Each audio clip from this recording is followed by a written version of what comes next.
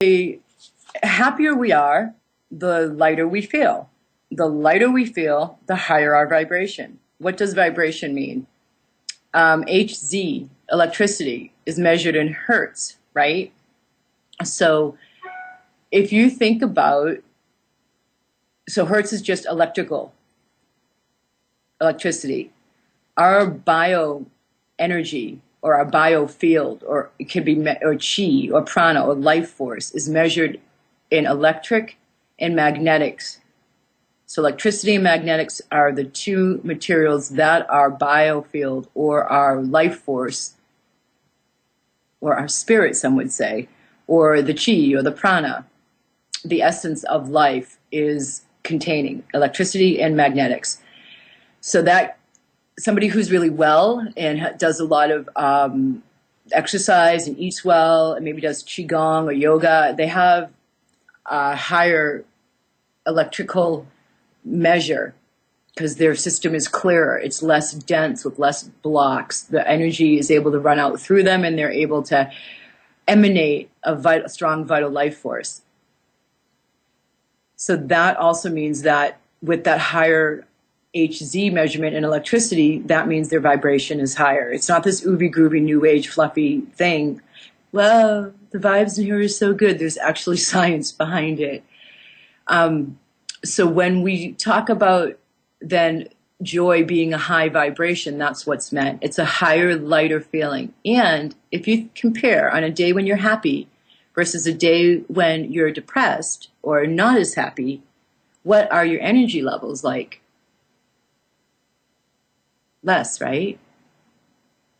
So the lower thoughts, the negative thoughts or emotions or beliefs, block up our life force running through our chakras, because our chakras get closed down due to, or imbalanced due to, the negative emotions, and the dispersion of the life force energy, or the chi or the prana, throughout our system is lower.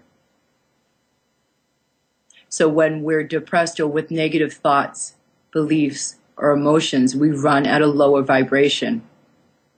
And we're going to look to certain foods to help as a pick-me-up, compared to when we're really joyous and happy about life and the chakras are opened and balanced, then we're going to gravitate more towards foods that will support that. So for example, the fourth chakra is the heart chakra, that deals with issues of compassion and love, feeling loved, giving love, kindness, even gentleness, feeling supported, in love with your community. You're not in love with your community, feeling supported with love, comma, and by your community, comma.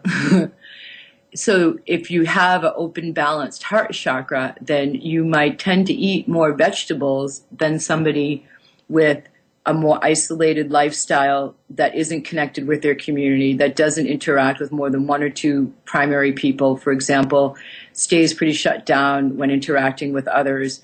That person might tend to look for more sugary foods to get the love from the sweet. When I say sugar, I don't mean breads, pastas, that kind of starchy, complex carbohydrate sugar. I mean the sweetness sugar. Because when we have the emotion of depression or lack of joy, which is our natural chemical makeup by design, when we are not joyous, we are off. And we seek food to help bring us back to that natural balance of joy. That in and of itself, yeah, it's huge, huge.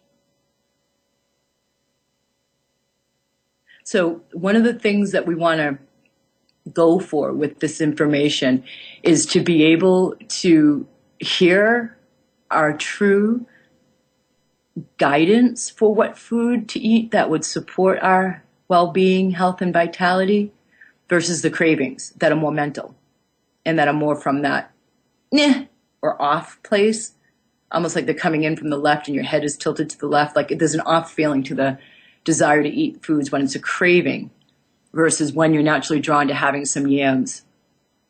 It's a clean, direct line to the yams. That's a body talk of yams would be good for me right now. So, moving on a little bit, there's biological components to our food. There's metabolic components to our food that I'm going to wait and talk about next week with David Wolf. This week, we're addressing the mind-body connection because in the training of the holistic model, we're taught that, or somebody who's going to be an energy healer, for example, or an intuitive medic, for example, to look when somebody comes to us with a physical diagnosis, we look out before the diagnosis 3 to 5 years to see what strong emotions the person had, i.e., what event went on that was rather big, typically, that would cause a relatively fast, quick, somewhat radical shift in their emotional being, a whole release of different emotions that have stayed with the person, not one time only. So please don't think if you have one bad emotional reaction, you're setting off into disease. But again and again, their new emotional set point has changed because of this event, because of the trauma of the event and the suddenness of whatever the components are of the event that caused them to shift emotionally to a new emotional set point from somebody, for example, who was usually healthy, happy, upbeat, high vibration, to somebody who is all of a sudden a little bit more introverted, not so extroverted, not communicative, living more isolated, more depressed. That's a new set point because of something that happened in their lives. And I'm not saying that if a person becomes that way, they're going to naturally have a disease. But what I'm working to communicate here is that all physical illness, and this is where another place our medical system feels to get to the root of healing something and instead placates us at the physical level with medication and relief of pain and relief of symptoms. In the holistic model, we use these symptoms as information about the larger imbalance in a person's mind, body, spirit, trinity. So cancer, even in the holistic model, is considered a symptom. Without going into that anymore, because that's in and of itself its own learning curve and its own education and workshop and process, without even telling you the primary emotions I know to be behind cancer, we're going to move on. When I'm working with a client who has a food addiction and is out of balance, whether it's candida or it's gastritis or it's acid reflux or it's intestinal cancer, we definitely, or somebody overweight who wants to lose weight, or a diabetic, will work on the biological pathway, meaning with their diet, changing it with some supplements and the energy healing, as well as then looking at the mind and the spirit and the beliefs and the thoughts and the emotions. So we go in through the chakras to look at that unconscious communication or seemingly unconscious communication of beliefs, emotions, and thoughts through the chakra system. This is where the healing happens.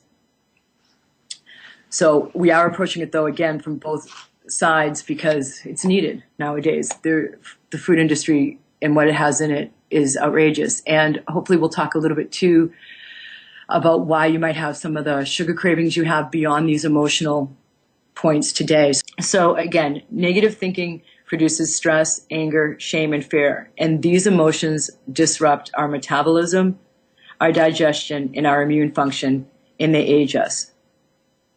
Why? Because if I have an overweight client with acid reflux, that means, and she doesn't tend to communicate her needs, and she's a good nurturer, that means she's stuffed down her own. Now, this is going to sound perhaps to some of your ears rather trite and almost overly simplistic, but the body really is this literal in its metaphors for what has gone on. It's really beautiful and eloquent. I'm digesting what's happening in her life. Then, because she's not nurturing herself, she's turning to sweet foods for that nurtured feeling, which produces more sugar eating, which then breaks down into becoming more acidic environment. Then there's bitterness because she's not getting taken care of. That's the emotional component. That bitterness actually, again, reinforces the need for more sweet foods. Again, not necessarily sugar, but complex carbohydrates. And then eventually, because she can't digest what's happening and the physical components of the food contents itself, she then ends up with acid reflux. So there's an emotional component behind the food craving, behind the ultimate disease. Do you see that? So let's go ahead and go into some of the chakras, considering the kind of time we have. Again, this is a hugely complex topic, and it takes a while to unravel. When a client comes to me, it takes a good couple of sessions just even to get all of the information out there, and then time after that to healing work to bring the system back into balance and to come out of the cyclical habit of certain types of emotional tracks. The first chakra is at the root. It's at the genital area. Every single chakra is connected to an endocrine gland, one of the major endocrine glands of the entire endocrine system, or hormonal system. It's the same thing. Hormonal system is the endocrine system. Interestingly enough, too, Candace Pert, after finding out about neurotransmitters being throughout our body, receiving messages from the brain based on our thoughts, and then our intestinal tract having, therefore, its own quote-unquote intelligence, because it's receiving information from the thoughts, from the hormonal events created by the thoughts in the mind. Then the intestinal tract will receive messaging with its neuropeptides. The heart receives messaging and contains within it its own neural complex that's been discovered recently, the same as the brain. So there is all this information processing, intelligence working throughout our body that's run by our consciousness. Candace Pert discovered that at each chakra of the 7 main chakras in the body that run along the central line of the human body, there are major nerve plexes that contain these neuropeptides that receive messaging from the mind or from the brain. I would say mind-brain. Mind is the consciousness part, thoughts, emotions, beliefs. Brain is the mechanical part where the synapses are jumped over and the neurochemical release happens. And then down below in the nerve plexuses throughout the body receives the messages. So the root chakra is connected to the gonads, or the reproductive system, and the psychological and spiritual components that are related to that are survival and security, general health of body, blood, sex drive, and health of finances.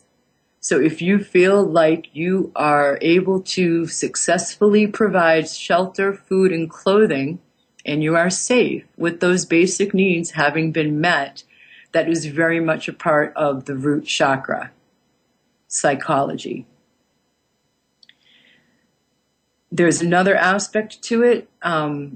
When people don't feel grounded in their root chakra, it's because they either like the angelic realm or where we come from more. It's people who are kind of tending to be more spacey or out there seemingly, or eerie, or AIRY, because they're not grounded in their body for whatever reasons. One of the main reasons is there's a deep unconscious belief that people carry when they're in body. They don't like it. They like the unconditional love of where we come from when we're in non-body form. And so they almost refuse to fully incarnate in their body. I've had many clients like that. There's also people who have been traumatized by sexual invasion, and that keeps them out of their root chakra. So easily distracted, spacey, means that something's up with your root chakra. If you find yourself craving milk and meat excessively, then there's something up in your root chakra. Proteins, however, ground us too. So we can use protein to ground us, But when it goes into the excessive or craving, and you know when it does, you can't, your mind may have just come up with a question, but I don't know the difference, Alison, between craving versus healthy desire for this food. Yes, you do. Yes, you do.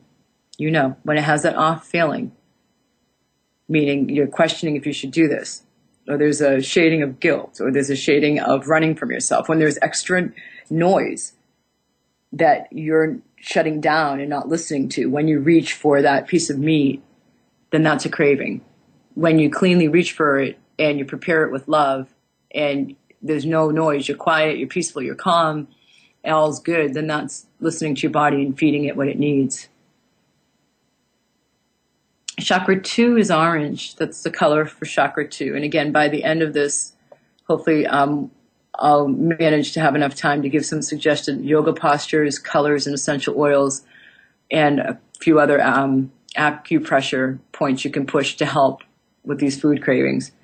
Chakra 2 is about creativity, emotions, and it's also the dantian in Chinese, Qigong practice.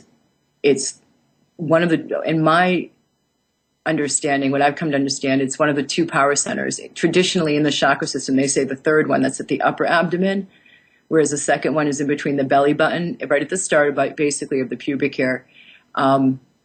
It's like about an inch, below the belly button.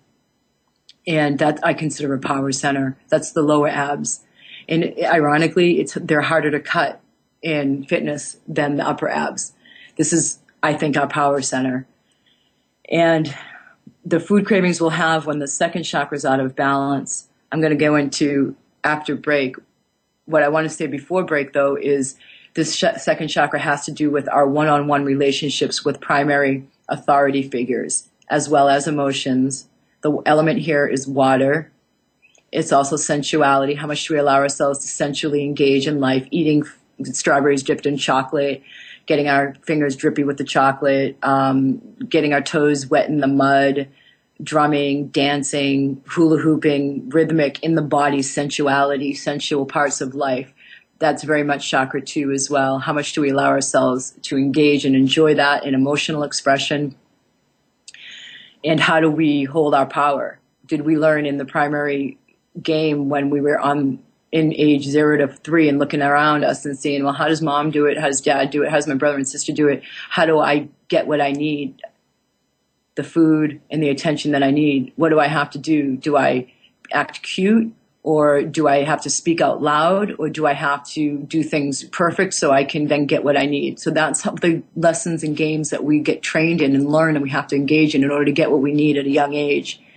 And then if it causes us to hold our power in a balanced way, leak our power, give it away to that primary authority figure where we're looking for their approval, that's the game that we learned we had to play.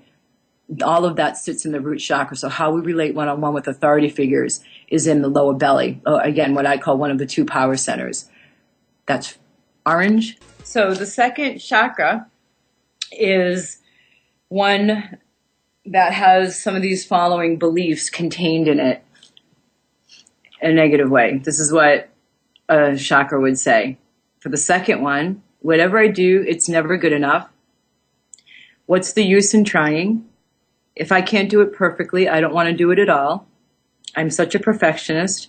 Me, in denial. I couldn't imagine not having lots of things to do or many projects at the same time. Why is there so much chaos in my life? I should probably get another degree from school, even though I already have 3. Then people will listen to me. I'll just work harder. So all of that is a drive, yeah? So the second chakra then has the need for a certain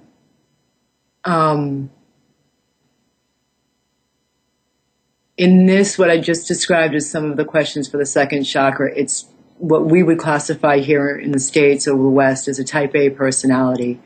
So somebody constantly trying to get things done. So they're going to go to somewhat complex carbohydrates in the form of wheat and gluten intolerances or allergies somewhat are from second chakra disturbances.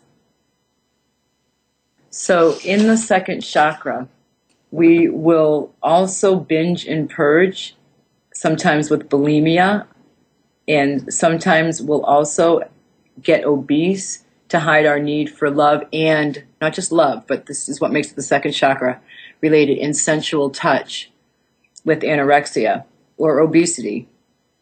Either side of the coin. The anorexia side is to gain perfect body, to earn affection. The obesity side is to hide the need for love and sensual touch. So again, it's the lessons learned in those primary years of how do you get love? How do you not get love? Do you get love? Do you not get love? Is it okay for you to express your emotions? Is it not okay? This is the lower abdomen. And the foods that you would be attracted to eat are somewhat of the starchy carbohydrates, but more so you would have either a wheat or gluten intolerance, and you would also be favoring high-fat foods, oily foods, not necessarily greasy, but like cheese. Dairy was in the first one with meat, because there are proteins, the ground is in the first chakra. This one is more the high-fat foods, like maybe some of the high-fat trail mixes with the nuts, if you don't tend to eat things like cheese. But this is oily food, greasy food. This is kind of like French fries. Chakra 3. The first 3, you guys, are the most physical. They're the most personal to our life history. The other ones become, once we go to the heart on up, they become more spiritual and intellectual and mental, and more of the collective experience, as you'll see. So the first 3 are where, honestly, where most people's stuff is, that I spend the majority of time clearing people's stuff out of. The 5th chakra too, because it's really complex, but the bottom 3 are the physical ones. If you'll also notice all of our internal organs, because the 3rd chakra is in the upper abdomen area, it's where your ribs, your lowest ribs end. And then there's like a circle right beneath where the ribs meet, the bottom ribs meet, and that circle is the solar plexus region. That's the 3rd chakra. The color here is yellow. Radiates, emanates power, self-esteem, self-respect, self-love, and joy. All of those are wrapped up in this chakra. So, food behavior is affected by self-esteem and self-confidence. It often attracts also this chakra because of wanting to have a sense of self-confidence. Let me back up. The way I explain this in my chakra workshops is the 2nd chakra, the lower abdomen one, is where we learn the one-on-one dance about how to use or not use our power from that primary authority figure. When we go out into the environment and interact with others, how we carry our power or don't, how we shut it down, is the 3rd chakra. So if we believe when we go out into the environment that we're our self-esteem, self-love, self-respect, and joy, all of this is the 3rd chakra. If it's low due to the conditioning in our lifetime, the experiences in our lifetime, our points of view about ourselves, what we've been taught, then we're going to tend to pump it up so we can compete in the environment. And this is where caffeine, colas, and other stimulants that provide quick energy come in. It's also somewhat related to when we have cravings for crunchy food. It's partially, the crunchy food is also 5th chakra.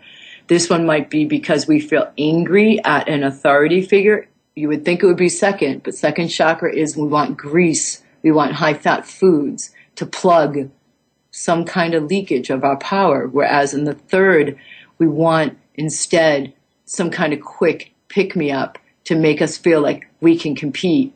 It's also where we're trying to get a plug with starchy carbohydrates, with complex carbohydrates, like the wheat products, like the bread, the pasta, the rice, the grains, the carbs, the bread. Yeah. So it's a plug in a different way. where we have a leak but we don't think we're good enough, for example, we'll plug it with a lot of carbohydrate eating, the kinds that I just mentioned, pasta, and everything else I just mentioned. Corn also fits in here. So does alcohol, particularly beer and grain alcohols. If you have a drive for corn-based beer or grain alcohols, it's also chakra number 3. And then the crunchy food, too, somewhat, is this one, where we might be angry at an authority figure when, in fact, we haven't had enough self-respect to deal with that authority figure, like the boss or the wife or the husband, depending on our point of view and how we see them effectively. So instead, we'll crunch away. Okay, yeah, the first 3 are really complex. Money issues are usually first and second chakras. The root, as you got from, am I able to adequately feed, clothe, and house myself and my family? And the second one is, how much do I allow myself to express my emotions? How fluid am I? How much do I let myself flow with life? And so if I don't let myself flow with life, if I'm all type A personality going at it and working really hard like a perfectionist to prove that I'm worthy, because that's just what I've learned, then I'm going to be looking for the salty foods, which I did not mention, as well as the high fat foods, because the salt will retain water and that will give us the ability to flow more with life's events. That's the second chakra. The third chakra, upper abdomen, self-respect, self-esteem, self-love, needs repetition, y'all. It's so thick and complex. And joy is then a drive for the carbohydrates, the complex ones, the quick fast food ones. French fries is second, that's high fat. Lots of excess protein is first. This one is the sweets too, the sweet carbohydrates, the cakes, the pastries, but as well as the bread, the wheats, the pastas, the grains. The corn. Going up to chakra 4 now. This is the heart chakra. This is green. This is located at the physical heart, but in the center line of the body, so in between the pecs or breasts. And that is about love and what we have for points of view about how love is in our life. Do we have it? Do we not have it? Do people love us? Do they not love us? Are we lovable? Are we not lovable? Is actually third chakra. This here is levels of kindness and compassion and openness, or shut down with anger, resentment, blame. So there's not forgiveness. Forgiveness totally opens up the heart chakra. If we're craving food and we have some imbalance with our points of view and emotions and beliefs about love, then we're going to be looking at sugars here. And more so the sweets and more so the chocolates. The sweets are a little bit less the third chakra. They're a little bit more the fourth chakra, because love is coming in. We want something sweet. If our life doesn't have enough joy in it, then we want something sweet. Yes, so that's why it relates to chakra 3. But if we're leaning more towards the feeling, I'm trying to figure out how to distinguish this for you. If we're leaning more towards feeling lonely or unloved or disconnected from others, we're going to gravitate more towards chocolate and sweets of that nature, more desserty stuff, because that's going to give us a sweetness. So look at your love levels in your life. The throat chakra is the one about communication. It's at the throat. It's the 5th. It's blue. And I knew I was not going to get anywhere near through this material because there's so much to it. The throat chakra, communication. If you're stifling, saying what you really need to say, want to say, don't feel adequate enough to say it, this is where it relates to the third. Don't feel like you can say it. Don't feel like you'll be received. Don't have enough self-love to force yourself to communicate something that needs to be said and draw boundaries, for example, then you'll stuff back what needs to be said with food. So this is more not the type of food, but this is more how compulsively you're eating. If you're constantly grazing and not in a bodybuilder, weight trainer, athletic way, where you need to eat every 2 hours to keep up the caloric intake to match the output with the exercise, but if you're constantly looking to plug your mouth with something, you're stifling saying something. You're stifling feelings that want to be communicated out of the fifth chakra. Okay, so some suggestions really briefly to help is if you are in the throes of wanting more energy and you're looking to the caffeine, you're looking to the quick sugar for the carbs, release, you're looking to get the quick pick-me-up, you're doing the Red Bulls, and then what you can do, there's an acupressure point on the back of the neck where the skull, the rounded part of the back of the head, meets the neck. And so it's really where the skull stops being rounded and then it goes into the brainstem. That's the medulla oblongata. So if you go up the center of the neck and you go to where that then meets after the rounded part of the head ends in the neck, there, put your finger there, right in the center, where neck meets end of rounded part of skull at the medulla oblongata, and press there. 1, 2, 3, release.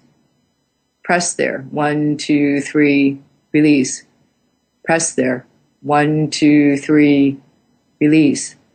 Take your thumb and your index finger and now put one on each side of your neck, still from the back.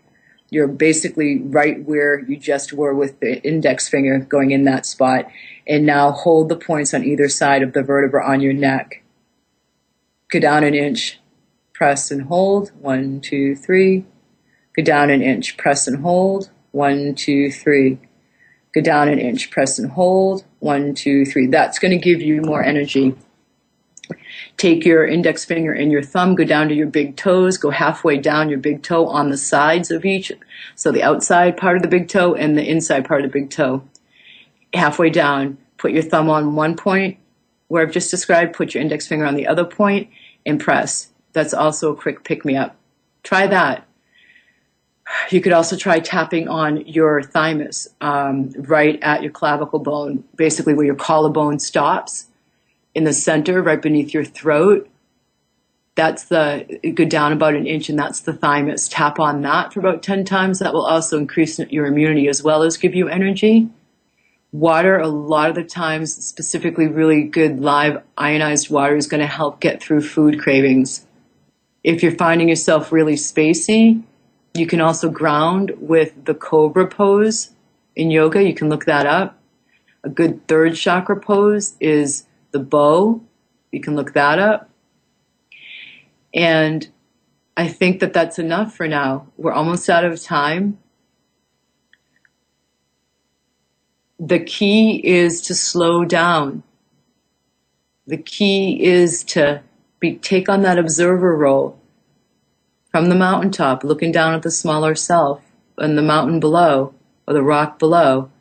And look at what it's needing, really. Look at what it's clamoring for. Look at what the little demanding tyrant of a child is wanting. And feed it what it really wants. We can bring ourselves into a condition to thrive. Many blessings.